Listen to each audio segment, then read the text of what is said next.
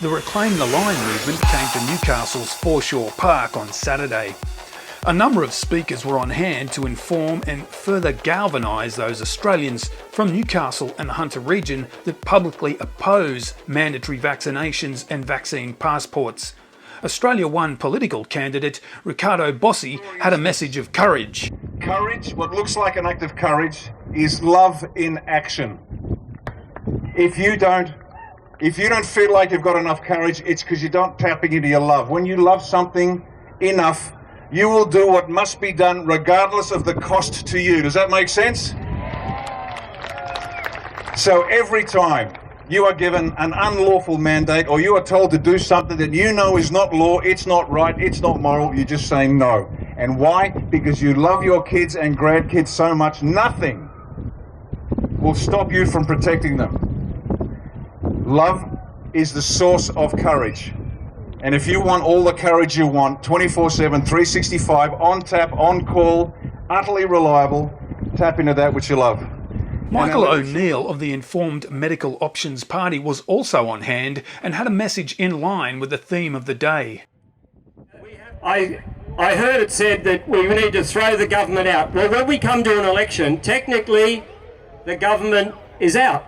We have the chance to vote them. We must stop. We must convince our friends. We must, whatever it takes, to stop voting their old patterns. Okay? Liberal, Labor, their day is done. Okay? Their day is done. They've really messed up.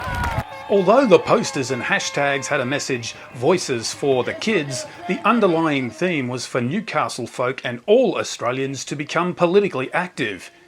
Jason Olbourne of TNT Radio Live had the crowd on side. So what are we going to do? Stand up, and get fighting for our nation. This time, we don't leave it to the people up here. We're out there doing it. Join a party. This year, in May, approximately when he calls that election, when we watch that statesman or BMW, what it is now, driving down to Yarralumla to call the election, that is your call to action.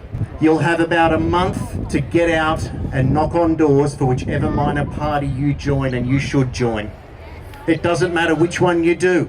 Australia One, One Nation, IMOP, Liberal Democrats, UAP, you join. The Informed Medical Options Party has barrister Bill Hussey running for the seat of Newcastle at this year's federal election. Like many of you, I am losing faith in our mainstream media to actually report what's been going on.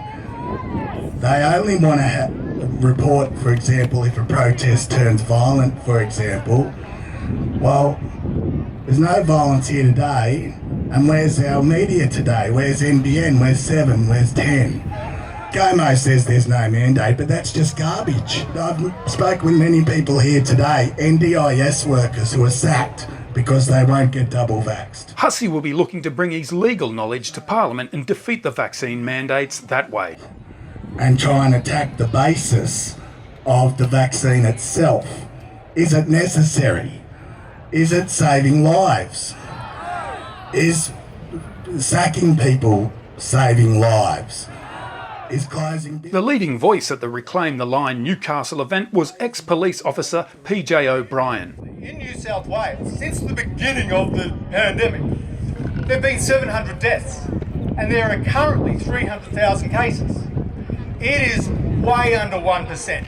O'Brien has been advising Australian workers on how to beat bullying employers that are threatening them with the sack for not being injected. If you drive in, and the main point is, if you raise risk, I don't want to take this because I feel that it's dangerous, because I've seen sports stars die, I've seen athletes, celebrities that just drop dead after they've had it. You've raised the risk with your employer. And if you do that, they're on notice. They're on notice not just for you, but for everyone else who they may take it. Lou Dub's political best, Newcastle.